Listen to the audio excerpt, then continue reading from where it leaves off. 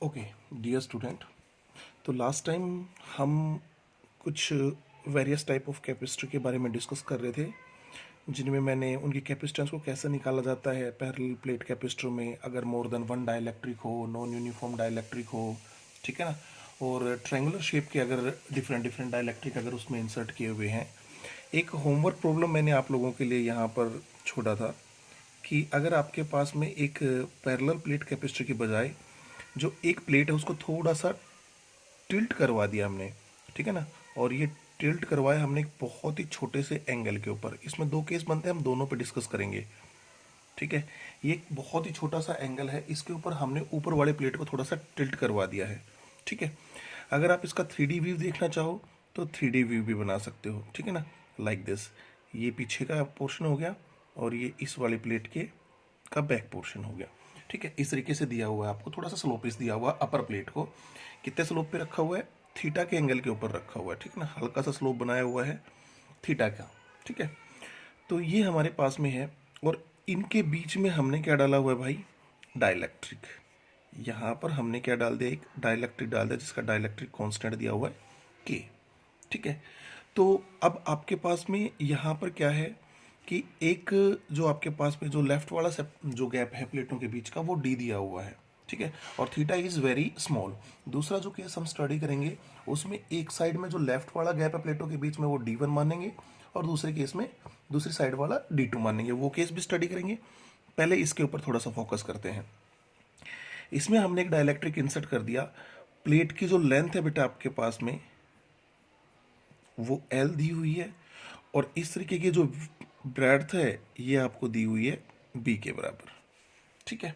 ये आपकी B है, ये भी आप कह सकते हो कि आपकी ब्रेड्थ B है। जो अपर प्लेट आपकी दिखाई गई है ये वाली आपके पास में B है, ठीक है। अब समस्या क्या है? समस्या ये है कि यहाँ पर आपके पास में जो डाइलेक्ट्रिक का विड्थ है, जैसे जैसे L इंक्रीज करेगा वैसे वैसे डाइलेक्ट्रिक का विड्थ कंटिन्यूसली क्या कर रहा है बेटा? वेरी कर रहा है। तो प्रॉब्लम हमारे पास में ये है कि यहाँ पर हमें केस लगाना होगा वेरिएबल पैरामीटर का। और मैंने आपको पहले ही बता रखा है कि जब भी आपके पास में वेरिएबल पैरामीटर के केस आएंगे आप कैलकुलस यूज करेंगे, आइदर डिफरेंशिएशन और इंटीग्रेशन, ठीक है। तो हम इसको करने की कोशिश करते हैं। चलिए देखिएगा, ये हमारे पास में डाइलेक्ट्रिक है भाई। मैं इसको थोड़ा सा साफ बना लेता हूँ ताकि आप लोगों को ज़्यादा क्लियरिटी से देख पाएँ, आप इसको अच्छे समझ पाएँ। ये गैप आपका डी हो गया बेटा, लेंथ आपकी एल है, ब्रेड्थ आपकी जो ब्रेड्थ दी हुई है वो बी के बराबर है। यहाँ सेपरेशन है डी, इसमें एक डाइलेक्ट्रिक डाला हुआ है जिसका डाइलेक्ट्रिक कांस्टेंट है के और एक बहुत ही छोटा सा एंगल यहाँ पर आपके पास में बन रहा है जिसका नाम है थीटा। तो हमने क्या किया? हमने यहाँ से इस एंड से चल करके कुछ दूरी के ऊपर, कितनी दूरी पे बेटा? एक्स डिस्टेंस के ऊपर एक एलिमेंट्री कैपेसिटर एज्यूम कर लिया, ठीक है। ये हमारे पास में एलिमेंटल कैपेसिटर हमने एज्यूम कर लिया, ठीक है। और इसकी थिकनेस जो आपके पास में बेटा वो हमने मान ली कितनी? डी एक्स के बराबर, ठीक है। ये इसकी थिकनेस हो गई हमारे पास में डी एक्स के बराबर। अब इस एलिमेंटल कैपेसिटर की कैपेसिटेंस निकालनी है तो इस एलिमेंटल कैपेसिटर की कैपेसिटेंस आएगी वो बेटा आएगी D C and that is equal to, formula क्या होता है कैपेसिटेंस का? A epsilon nought by D, ठीक है ना। तो यहाँ पर आपके पास में एप्सिलॉन नॉट हो गया, कोई दिक्कत नहीं है। अब हमें चाहिए एरिया इस एलिमेंटल कैपेसिटर का। तो अगर आप उसको 3D में फील कर पा रहे हो तो ये कुछ इस तरीके का सिस्टम था, ठीक है बेटा। इस तरीके का ये आपके पास में सिस्टम बना हुआ था और ये जो डिस्टेंस था ये आपके पास में कितना था? b के बराबर था और इसकी विड्थ कितनी है भाई? dx। तो ये आ जाएगा b इंटू डी एक्स। ये हो गया आपके पास में इस एलिमेंटल कैपेसिटर का एरिया, ठीक है, हो गया। अब दिक्कत आती है सेपरेशन की, यानी कि यहाँ से यहाँ तक सेपरेशन कितना है, इसका यहाँ से और यहाँ तक सेपरेशन कितना है। तो देखिए बेटा ये तो हमें पता है कि d है, ठीक है ना। दिक्कत किसकी है? इस ऊपर वाले की। ये यहाँ से यहाँ तक इसको हमने मान लिया y, ठीक है। तो ये हो जाएगा आपके पास में बेटा d प्लस वाई के बराबर, ठीक है। इक्वेशन नंबर 1 मान लेते हैं इसको। अब हमें सोल्व करना है किसके लिए बेटा? y के लिए। तो y के लिए आप इस ट्राइंगल को देखिएगा जरा, यहाँ से ये वाले जो ट्राइंगल आपके पास में है, ठीक है ना, परपेंडिकुलर y हो गया, ये बेस आपके पास में x है। सो तो यहाँ से क्या आएगा? Tangent of theta is equal to y by x, और ये कह दें कि if theta is very very small, ठीक है ना, तो आपका पढ़ा हुआ है then tangent theta is nearly equal to theta, you can assume it, ठीक है। तो यहां पर क्या आ गया, so y is equal to x theta, ठीक है बेटा। यहां से जो y का वैल्यू आया है इक्वेशन सेकंड से, वो आप यहां पर सब्स्टिट्यूट कर दीजिए, हो गया आपका काम। तो d C is equal to क्या होगा बेटा, D C is equal to होगा आपके पास में epsilon naught b d x upon d plus x theta, is it right. चलिए अब हमें टोटल कैपेसिटेंस निकालने, तो क्या करें, इसको इंटीग्रेट कर दे, किसके रेस्पेक्ट करना है, एक्स के रेस्पेक्ट करना है। तो एक्स कहाँ से कहाँ तक वेरी कर रहा है, एक्स यहाँ से वेरी कर रहा है, इस एंड पे एक्स 0 है और यहाँ तक जाएगा तो यहाँ पर एक्स इज इक्वल टू हो जाएगा बेटा एल, ठीक है। तो 0 से एल हमने लिमिट ऑफ इंटीग्रेशन यूज कर ली है, ये आ जाएगा बेटा आपके पास में सी। यहाँ पर हम करते हैं 0 टू एल, ठीक है, और ये आ जाएगा आपके पास में epsilon naught b d x, ठीक है। और यहाँ से मैंने इनमें से कॉमन निकाल लिया डी, तो ये बच जाएगा बेटा आपके पास में 1 plus x theta by D, ठीक है, ये आपके पास में आ जाएगा। अब इसको फर्दर सोल्व कर लेते हैं। तो फर्दर सोल्व करेंगे तो आपके पास में क्या आएगा, सी कांस्टेंट टर्म बाहर ले लीजिए, ये आपके पास में epsilon naught B by D बाहर आ गया। इंटीग्रेशन फैक्टर में जो बचा वो बचा आपके पास में, ऊपर बचेगा बेटा आपके पास में 1 plus x theta by D यहाँ पर, और पावर आ जाएगी इसकी कितनी बेटा, -1 इंटू डी एक्स, ठीक है। ये हमारे पास में हो जाएगा। यहाँ डाइलेक्ट्रिक दिया हुआ है तो डाइलेक्ट्रिक कांस्टेंट से भी मल्टीप्लाई कर देंगे, अगर एयर दिया हुआ तो हमारा हो ही रहा था डायरेक्ट, ठीक है ना। अगर डाइलेक्ट्रिक दिया हुआ है तो डाइलेक्ट्रिक कांस्टेंट के से और हम इसको मल्टीप्लाई कर लेते हैं, ठीक है। तो के भी आपके पास में बाहर आ जाएगा, ये हो गया, ठीक है। अब इसको सोल्व करते हैं तो ये आ जाएगा आपके पास में D C is equal to बेटा, D C is equal to किसके बराबर आएगा देखते हैं जरा। तो यहाँ पर आपके पास में k epsilon naught b by d, और इस पे लगाते हैं अपन बाइनोमियल, ठीक है ना। तो बाइनोमियल लगाएंगे तो क्या हो जाएगा, if theta is very very small and x is small, छोटा सा डिस्टेंस हमने लिया था, then this value is 1 minus x theta by d, और यहाँ पर डी एक्स। सोल्व कर ले इंटीग्रेशन को, ये सी हो जाएगा बेटा, ठीक है ना, हम इसका इंटीग्रेशन कर चुके थे। तो ये आ जाएगा आपके पास में के एप्सिलॉन नॉट बी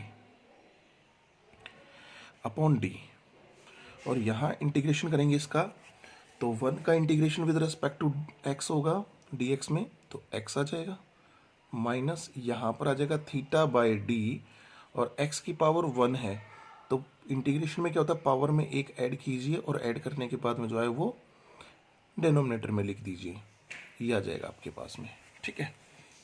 अब हम क्या कर रहे हैं, अब हमारे पास में सी आ गया हमारा, और लिमिट पुट करनी है बस हमें।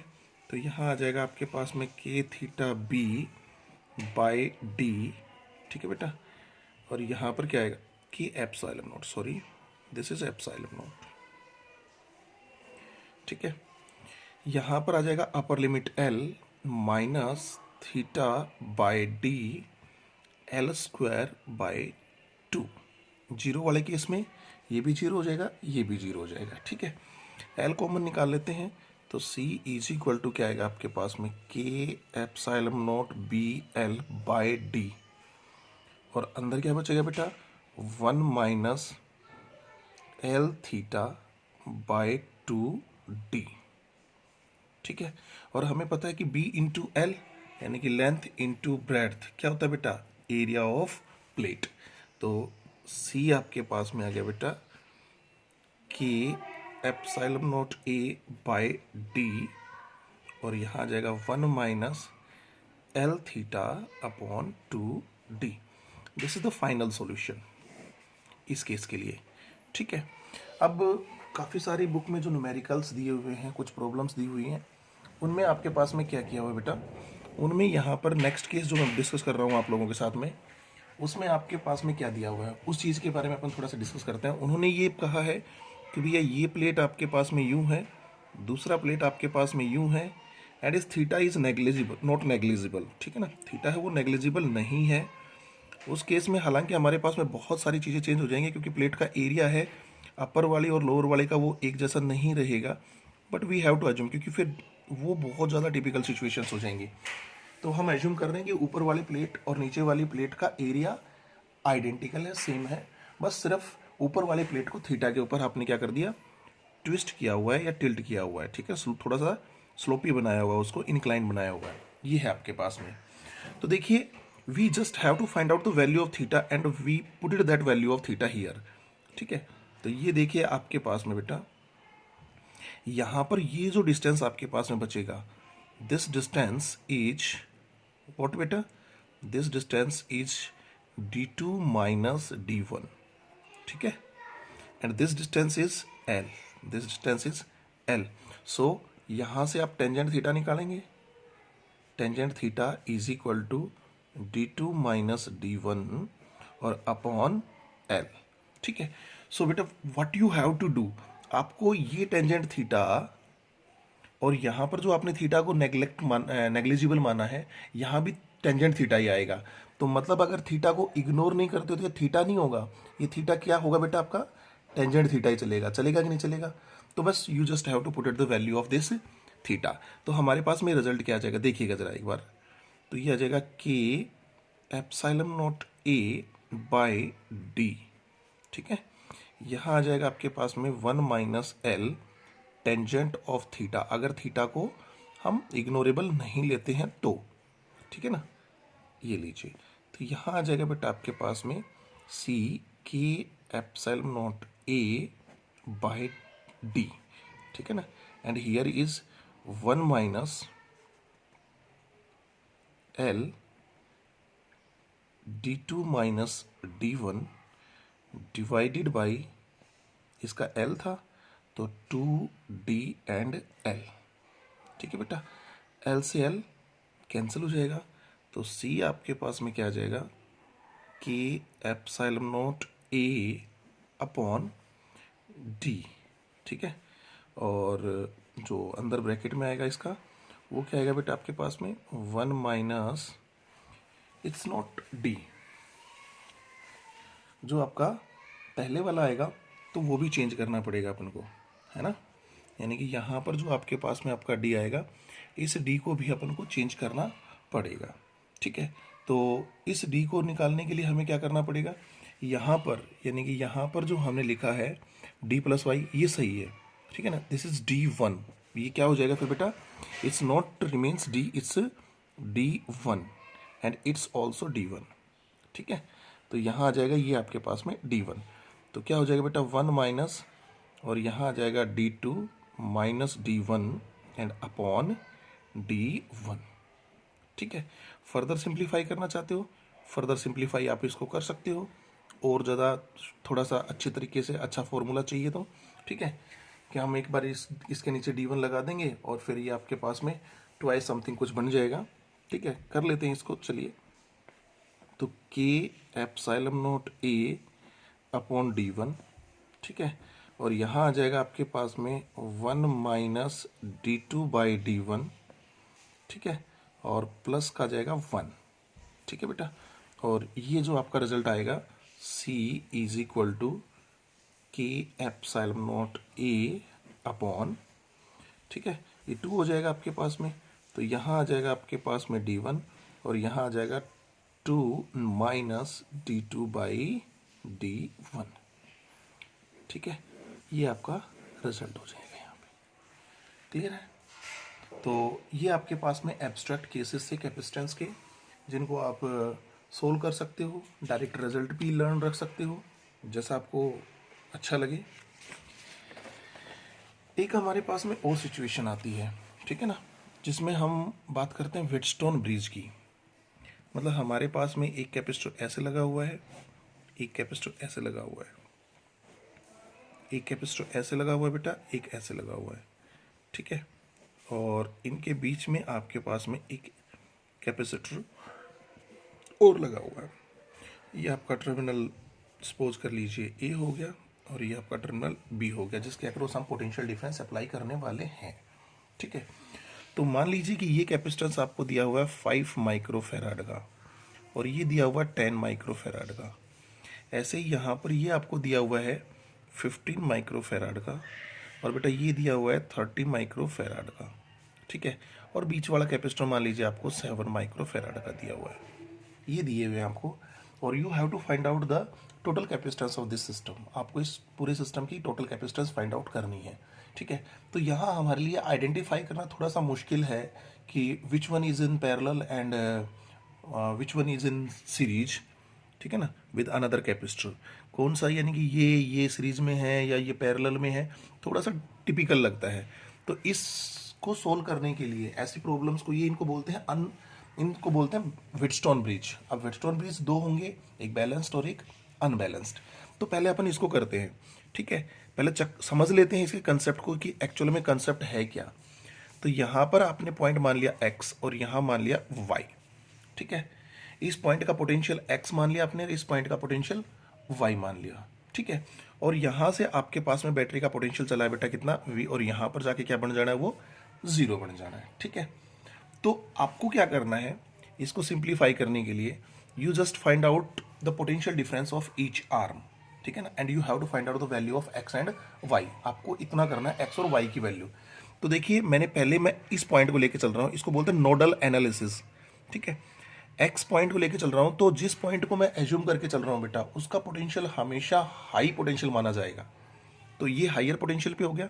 ठीक है, तो this minus this is the potential difference between across the 5 microfarad capacitor, x minus v, क्योंकि यहां पर आपके पास में पोटेंशियल v है। ठीक है, तो x माइनस v पोटेंशियल हो गया। कैपेसिटेंस कितनी है भाई, 5 की है, ये 5 लिख दिया, माइक्रोफेराड हम कॉमन लेके चल रहे हैं। ठीक है ना, ये हमारे पास में हो गया। दूसरे केस में मतलब ये आ गया आपका चार्ज जो इस डायरेक्शन में फ्लो कर रहा है इस कैपेसिटर के थ्रू, यहां से इधर। ठीक है ना, दूसरा यहां से यहां पर भी फ्लो करेगा, तो दिस इज x माइनस 0।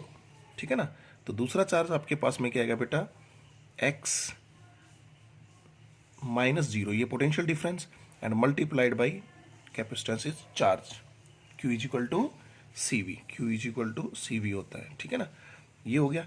यहां पर क्या आएगा potential difference, this is x minus y, क्योंकि ये हाइयर पे है, इसको हम लो एज्यूम करेंगे। और यहाँ क्या आ जाएगा आपके पास में 7 एंड दैट इक्वल टू 0, क्योंकि चार्ज यहाँ से निकल रहा है, आ नहीं रहा, कहीं से भी आता हुआ नहीं दिख रहा, तो टोटल चार्ज जंक्शन पे क्या होता है, 0, वो हमने लगा दिया।